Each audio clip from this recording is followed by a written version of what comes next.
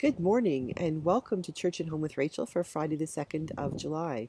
It is 26 degrees here in Wainwright right now, and it's promising to be a scorcher, but at the moment there's a beautiful breeze. And the sky has got those clouds that look like Wedgwood blue that look like they're promising rain. And the leaves on the trees of my neighbor's yard are kind of curling in, which sometimes means rain's coming. So that beautiful smell of rain is in the air too. So maybe we'll get a bit of a drenching. We need it. We need some more rain. Our reservoir is getting low.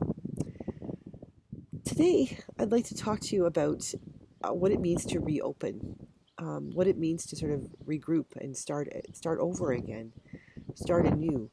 Yesterday in Alberta, the world turned into a free-for-all as we dropped our masks and dropped all of our restrictions, and we are now, for the most part, able to do everything sort of as per usual, prior pandemic times, except apparently if you're riding on a bus or in a taxi, you have to wear your mask um, for things like that.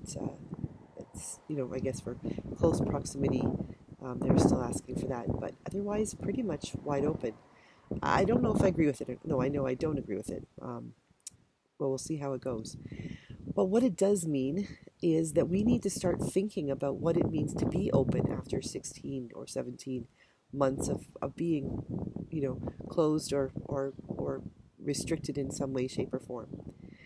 One of the things that I'm thinking about, and I was thinking about yesterday as I wrote my sermon for this coming Sunday, is what does this look like for the world? What does it look like for the church, coming up? And I'm sort of thinking of it in terms of September. Um, the summer is always kind of a gentle time, kind of a slowing down time. People often, don't come to church. They go camping or they visit family. And I think probably this summer, especially since we've been so locked down, people are really going to take advantage of that. So I'm not going to be hurt if people aren't in churches on Sundays during the summer. I won't be, at least not in my own, from this coming Sunday is my last Sunday until the 8th of August. I will be on holidays from the 10th of July until the 7th of August. And I've got a few things in there and a pile of books in my TBR, my to be read pile. And only a few of them are, theological. Lots of them are just hockey autobiographies and fiction and things like that. Fun stuff. But I'm writing my sermon. I got thinking about, it feels like we're sort of at a fork in the road. It feels like we have a choice we can make. We can either take the fork to the left, the way to the left, and we can find at the end of that road benches upon which we can sit and gaze back upon where we've come from. Dream about those old days when everything was great and there were 500 kids in the Sunday school and no church ever had a financial problem and there was no worries about replacing the roof because it was brand new and all of those things. We could take that fork, we could take that left trail and see where that leads. And it might be comfortable for a while, but I don't think it's going to work. The world has changed too much in the last year and a half for us to simply say we're going to go back to normal. I think we're called to discover a new normal, much the way people coming back after the World Wars found, or after the Depression. Nothing went back to the way it was before. We learned too much. We adapted too much. We think their systems changed too much. And in this case, during this pandemic, we have learned that our systems need to change a lot. We have learned, especially here at home, the importance of acknowledging systemic racism. We have learned the importance of holding our government's feet to the fire. And I'm going to go old school and not talk government as in, I hate when they talk about the Trudeau government, or O'Toole talked about the O'Toole government he would hold. I'm sorry, it's the Canadian federal government. It's meant to be for all of the people, not just the person leading it or the people in the party or who voted for it. Once they're elected, they are meant to be the leaders for all of the people of Canada. So far as I'm concerned, when I talk about the government, it's going to mean the government, period. Not a particular party, not a particular leader, but the government. Because they have, regardless of who leads, they have a specific mandate to take care of all Canadians. So there you go. So, point being, our government, we need to hold our government's feet to the fire when it comes to things like the Truth and Reconciliation Commission and looking at the treaties and looking at where do we go from here, because where we are is not acceptable.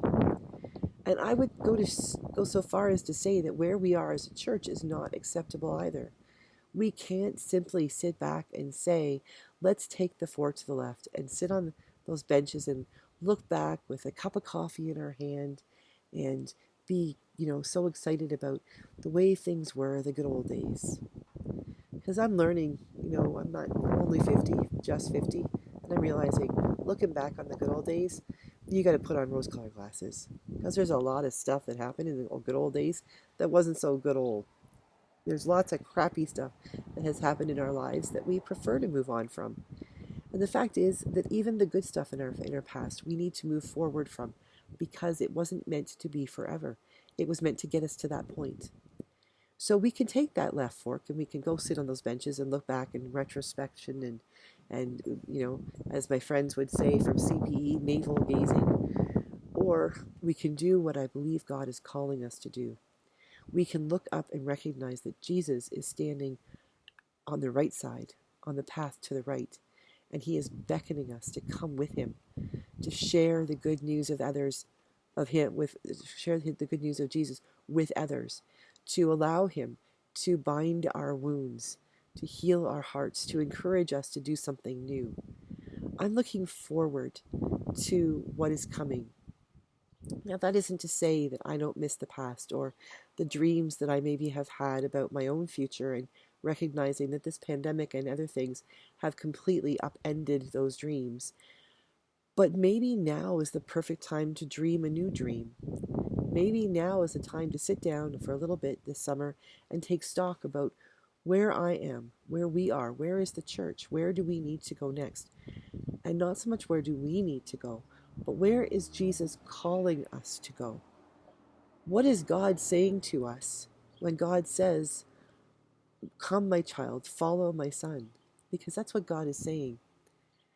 I'm looking forward to my holidays. It's been a rough year. And I don't even think I realized how rough it was until now I'm aware that we can reopen. We can reopen and we can get back to, seeing our neighbors and things like that. But I'm also aware that we moved here during a pandemic and I don't know my neighbors. I don't have any friends in town. I don't have people that I can just hop in the car and go see because I haven't seen them forever. All of our family lives in Ontario, and some of my closest friends are in Nova Scotia, so it's not going to happen. So this time, this summer, this my holiday time, and in August when I get back into the swing of things in the parish, I think this is going to have to be a time of prayer, of discernment, more discernment, different kind of discernment, of listening to God's voice speaking to me and saying, come my child, this is what I would have you do. This is who I would have you meet. This is the mission I have for you. And I think we all need that, because this summertime, maybe reopening is a great idea. Maybe opening now, other than the crowds and things like that, which I don't think are a good idea.